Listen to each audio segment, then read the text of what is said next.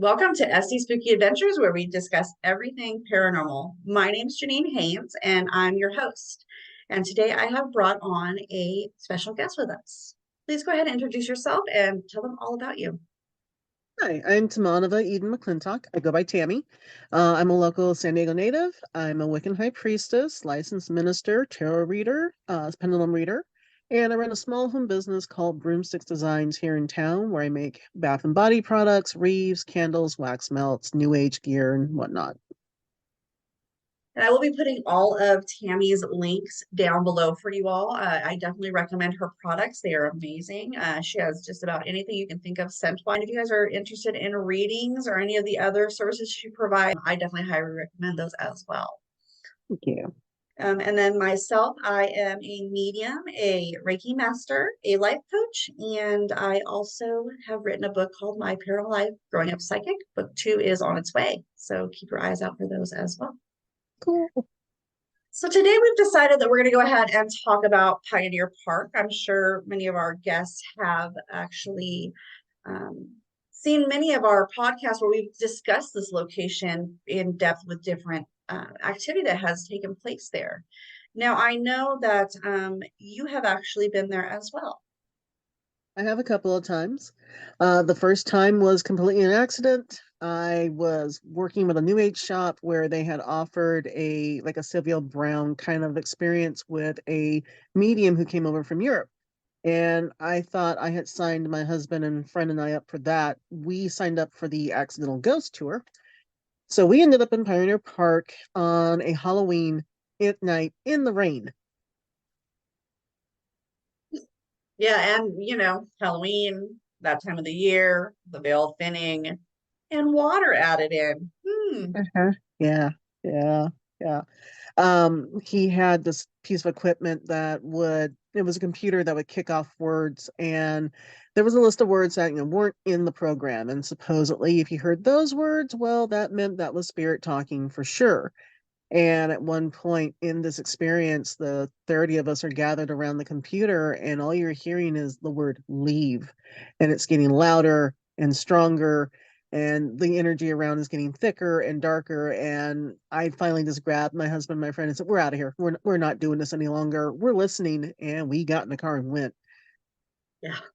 Honestly, I feel like you always need to trust your gut instinct. And if something is telling you to leave, there's a reason it's telling you to leave. I always listen to that because I would not like to have the consequences that could come from staying. Exactly. You're getting a warning, take the warning. Yeah. Yeah. If the dog is barking, it's time to move along. Exactly. So do you know what part of the park you guys were in where you had started out, or We started off, right by the start of it. We all parked along the side and hopped out, and we just kind of spread out, the 30 of us, and then we reconvened near the sidewalk. But it was like a little gully type of area. Again, being our first time, I couldn't pinpoint exactly, but under the huge tree. It was definitely an experience, though. We had been warned, avoid this one area where there's the demon trap. And it's like, demon trap? Really? What are we talking about? And supposedly there was a story of a demon that had been trapped in this one tree, and you could feel its energy and whatnot. And there's definitely something dark over there. I can't say for certain if it's demon, but there's somebody down there who's got some anger issues, sure. that's what we call the whomping tree. It's a very, very large tree. It has these huge, creepy roots coming up out of the ground and literally throw things at you. So not just falling, throwing. And I've definitely been the victim of that many times. It does not care for me being underneath that tree. Gee, I wonder why. The experience we had that first time, I could see children in the trees at one point, and they were pelting us with like little pebbles and leaves and whatnot. They were being playful. But, you look at them and you look at their clothing, and it's like, oh wow, 20s, 30s, somewhere in there, maybe 10s. You could see this was old, graveyard. Yeah, what's interesting about the graveyard is so it's called Pioneer Park, but it was once Calvary Cemetery. It was one of our first cemeteries here in San Diego. There is a approximately 4,400 people buried there, but they're not 100% sure on all the names because some of the records were burned in a fire. The cemetery also changed possession a couple times over the years. But they ended up actually deciding to turn it into a park. And like many people don't understand, but even today, if a cemetery goes uncared for a certain period of time, I think it's like 15 years, the city can do whatever they want. And they decided to take down the headstones and build this park. And they put a school right next door.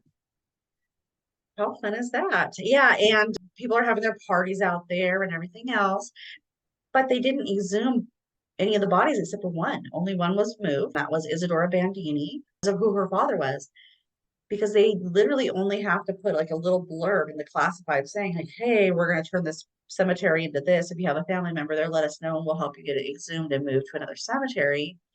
But it's hidden way back in the classified, so not very many people saw it. And so they're all still there.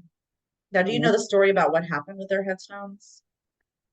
Very little. I know that the stones were moved, and at one point, family members found out and raised, some sand about it. And some of the stones had already been destroyed. The ones that they could get a hold of, some were put back in this one sidewalk piece, kind of as a memorial and a apology of, sorry, we did this, and you found out after fact.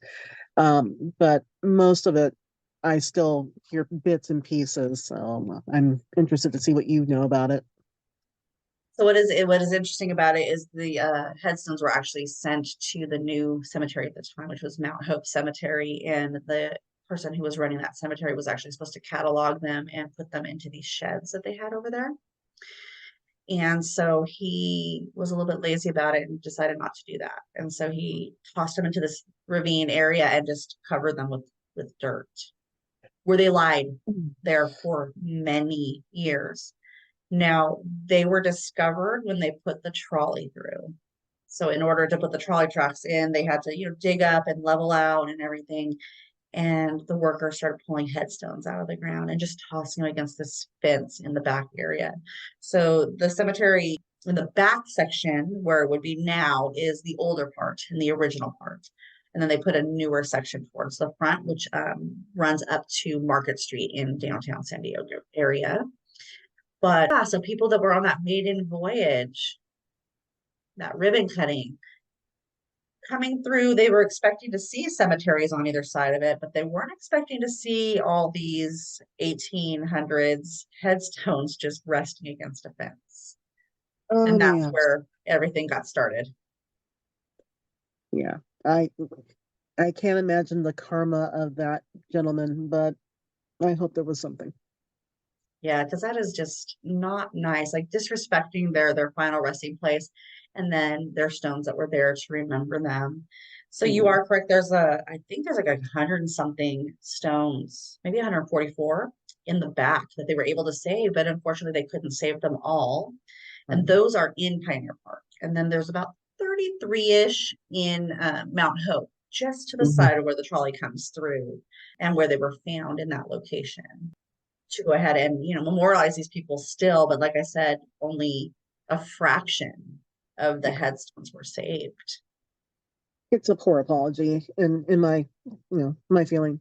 Some of the names are interesting, like there is an Elizabeth Taylor, and Right. that always stood out to me. And there's a couple other names that are very striking because there are celebrities or other people nowadays that have those names. I always feel the same way when I'm out there. I was like, those are the first ones I noticed. And I'm like, whoa, Elizabeth Taylor, Mhm. some of the other ones. I think there's even a Bet White or something like that, which is close to Betty Something like White. that. So I was like, oh, how cool is that? And Yeah. then if you do know the history of San Diego and Old Town, you'll recognize some of the reverends that are actually buried back there as well. And there is a whole children's section to that cemetery. And what's interesting is you were talking about the children in the tree.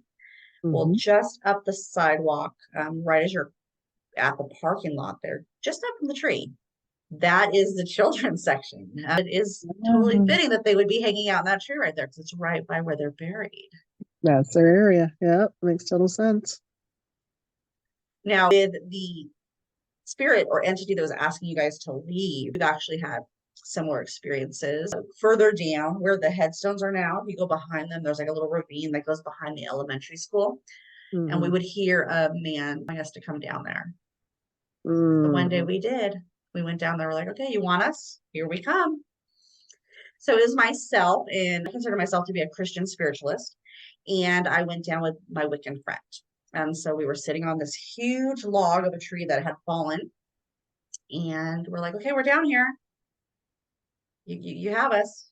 What did you want? Right. And we could hear him circling us. And we were actually able to capture this on our recording. So you could hear him circling us. The leaves are crunching, something's walking. And then in between the two of us, we felt its breath and we heard it quite loud, and you could hear it on the recording tell us to leave. Wow. So I'm like, no, hold on a second. You asked us to come down here. Communicate with us. Right.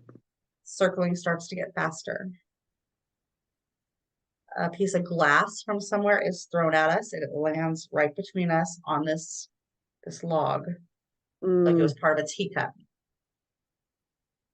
And then we hear the creepiest growl that we have ever heard in our lives say, "Get out."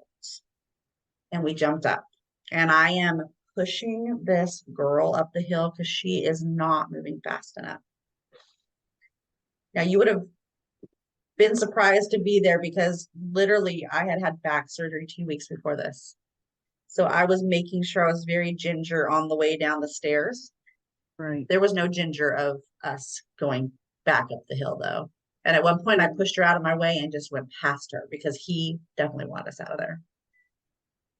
I always say, listen, if you're getting a warning, it's for a reason. So listen while you have the opportunity to listen. Don't push for consequence. Exactly. That's why I always tell people like not to taunt and such because, you don't know what you're dealing with. And typically, spirits are how they were in life. So you and I are probably going to be really fun spirits to hang around with, a few little practical jokes here and there, but love and light. Right. And then a grumpy old man is going to be a grumpy old man. Grumpy old man. And that's what I believe is down there. Now, many will try to tell you there's a demon down in that ravine. No way. I don't believe that. But I will say this. I did learn in that moment. If it tells you to leave, you leave. You leave. No doubt. Always trust your gut because your gut is your little internal security system that is telling you whether something is safe or not safe. If it says not safe, then you obey it. You're not going to ignore a fire alarm, right? Right. Yeah. No, that's divine guidance telling you. So now back to our big tree that we like to call it the Wampin tree because it likes to throw those things at everybody. We actually had an experience while live where it was almost like a tornado or a hurricane swirling around me and another medium as a vortex or a portal opened. Now it was super dark inside this hole, but there was a very large male figure that came forward that was even darker than the vortex itself, which was quite interesting to see something dark inside something dark like that. So this is the tree that you were saying that they thought was a demon trap? Yeah, we were told, it's a demon trap. Honestly, couldn't tell you from experience if it was or not myself. I was a skeptic about that. Like you were saying, I believe, a darker energy, darker spirit, sure, but demon, I questioned that. But I don't have a lot of experience with portals, so you would probably know more than I would. Yeah, I would say whatever was in this portal probably was not demonic. I didn't have that immediate need to run, but I also knew it was something that if I stuck around too long, it was not going to end well for me. And we did slightly overstay our welcome because I ended up getting scratched, and my partner was scratched up on his legs, but mine was on my arm. And it was really weird because it actually looked like scales lifted up, almost like I was a fish. Little scales lifted up, and it was bright red immediately. Oof. And the next day, it didn't look like I had been scratched. It looked like I had been burned.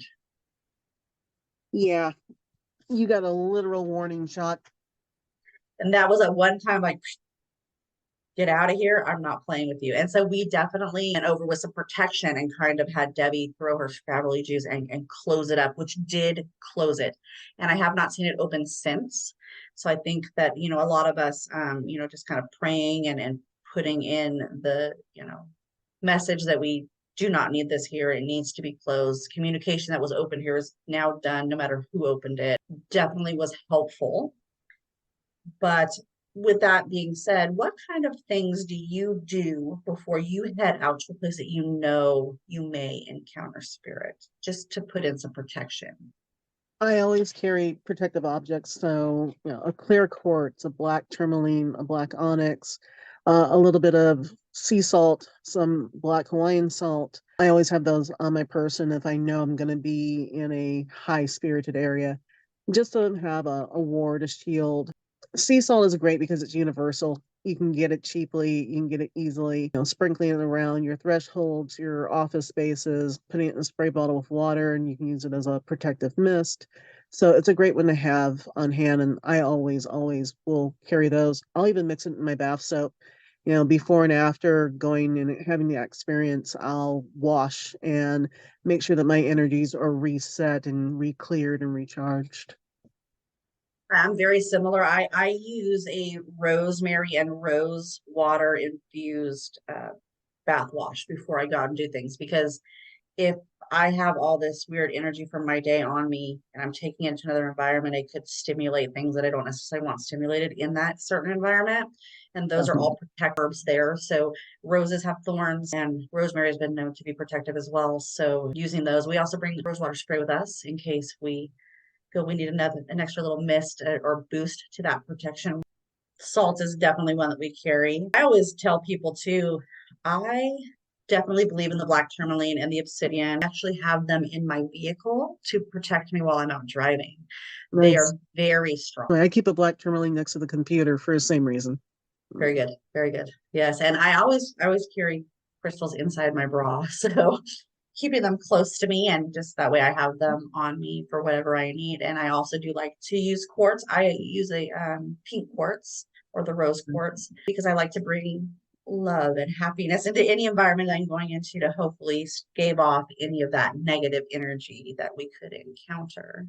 Oh, definitely. And keeping it in the bra keeps it close to the heart, which is perfect.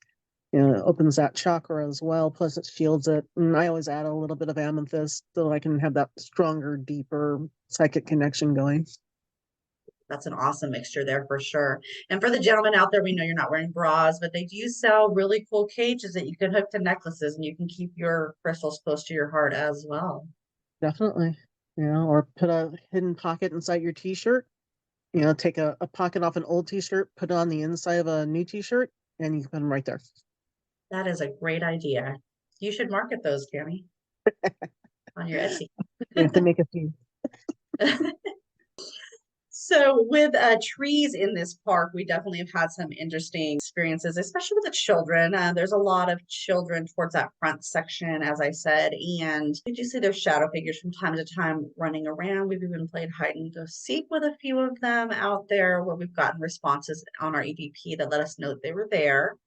Oh, We had a little girl actually where she was counting backwards. So every once in a while we would hear 6, 3, and then we're like, okay, something's counting.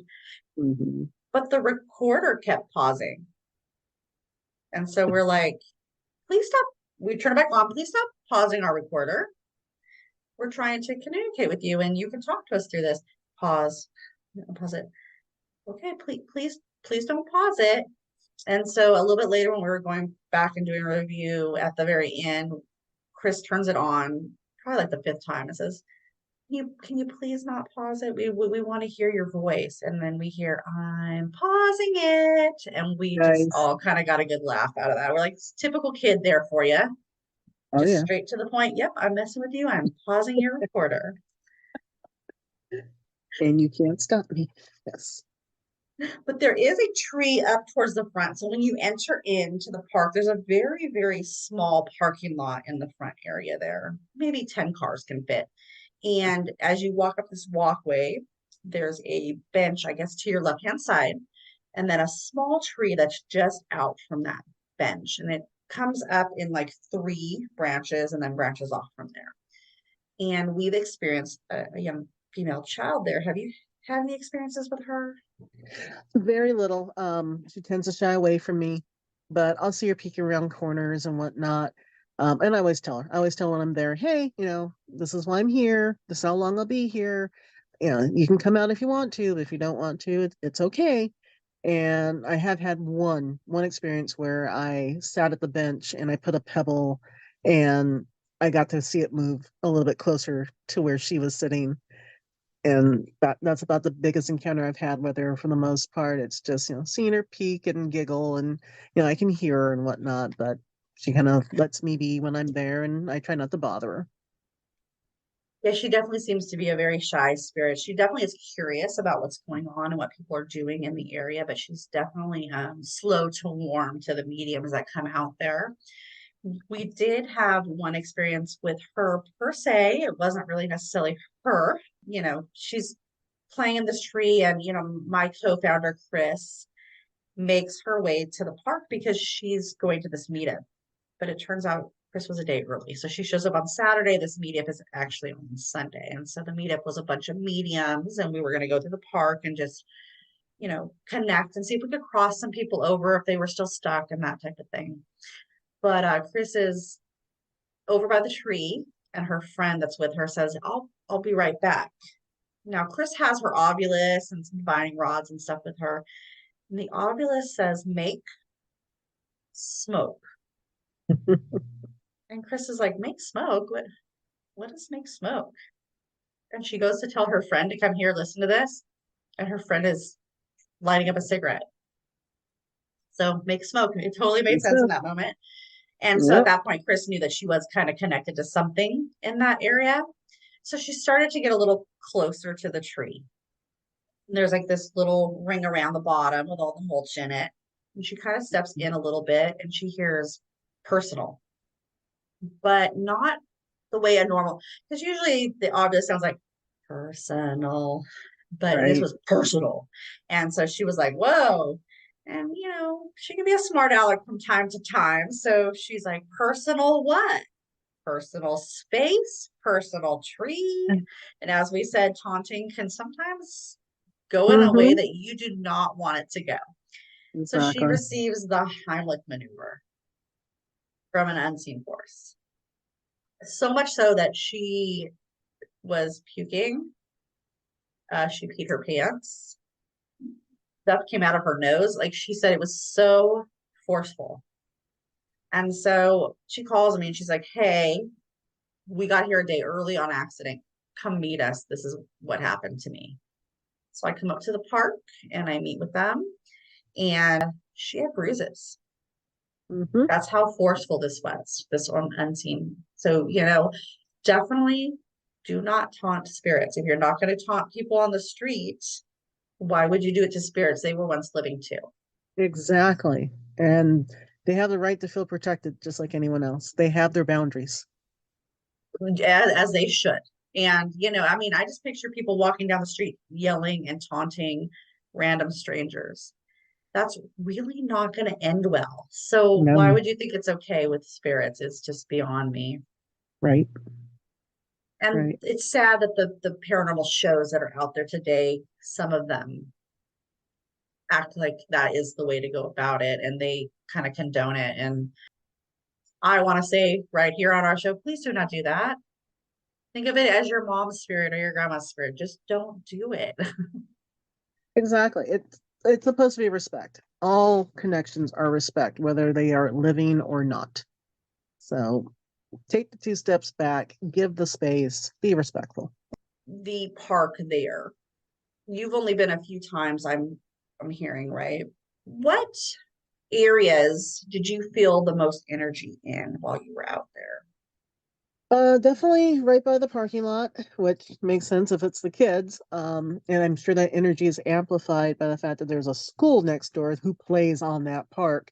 So, I mean, it's kid energy everywhere. Definitely there. Definitely the, quote, demon trap tree. And otherwise, It depends on the day and the time of day when you go. I've noticed as you get closer to sunset and closer to like October, of course, because the veil is thin, spirits come out. Same in May. You can feel things a little bit more, but there's never a time where it's calm and nothing. And even if you drive past, I can hear hi, as I'm driving past.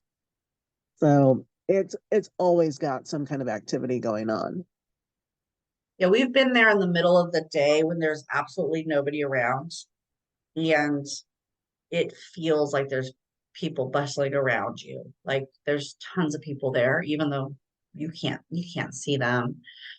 And I would say the park has a pretty light energy to it. Nothing that feels overly heavy, except for on occasion in certain areas. One of the experiences that we definitely had when we first went into the park was the obvious things like loud music, party, kids, whatever. And it definitely had, like I said, it's supposed to be kind of monotone, but it definitely had a sound to it, like it was an annoyed way that it was speaking these words. That makes me Hmm. feel like maybe the spirits are not happy that we're using it as a park and having concerts and parties and soccer games right where their bodies were supposed to be laid to rest.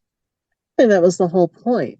What is the point of a graveyard? That's a place you leave your dearly departed so that they can rest in peace. That's our final spot. It's supposed to be quiet and solemn and, in some cases, even a little melancholy.